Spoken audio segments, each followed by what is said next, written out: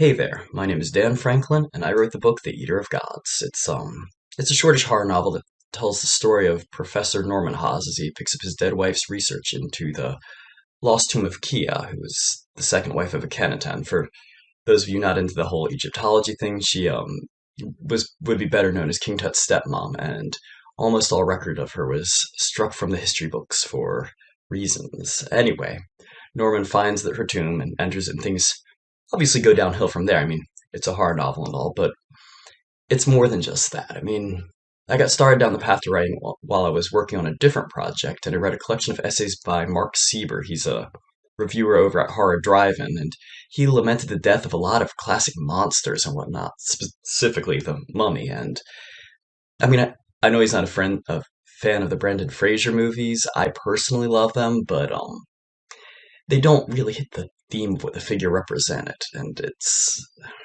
I could go on a whole dissertation about the Mummy story and why it's relevant and powerful and fascinating, gorgeous and tragic, but it's also an intimate story. I mean, it's about grief, it's about loneliness and loss and violation and violence, and it's easy to see the icky parallels with the white colonial man blasting into secret vaults, and the stories are traditionally about princesses and who've been laid to rest, and then the guys come in and ransack it all. But it also resonates on a more personal level. I mean, you watch friends and family members die, especially if they die young, and no matter the reason, some of these stories stick with you more. And my dad drowned when I was in my 20s. I watched my best friend as his teenage brother pass from cancer. I saw another friend face diagnosis and stand even with the ground shifting beneath their feet. And I mean,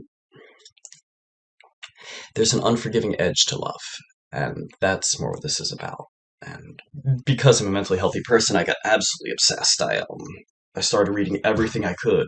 I contacted a Canadian Egyptologist, God bless the internet, and they sent me some textbooks on hieroglyphics. I mapped out lineages. I mapped out locations. I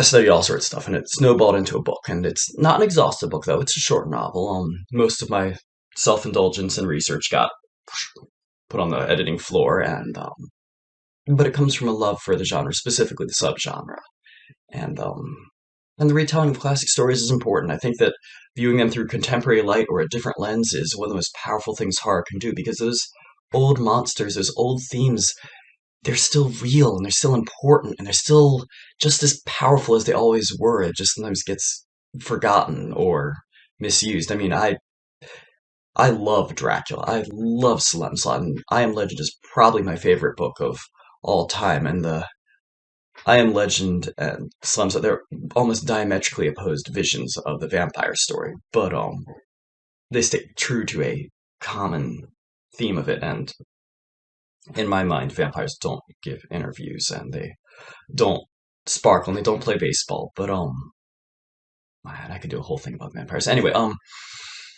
Anyways, Dan Franklin, Eater of Gods, comes out in April. Cemetery Dance Publications. It's got really pretty art. Limited edition coming out first. Trade and ebooks soon to follow and whatnot. Give it a read if you get a chance. You might like it.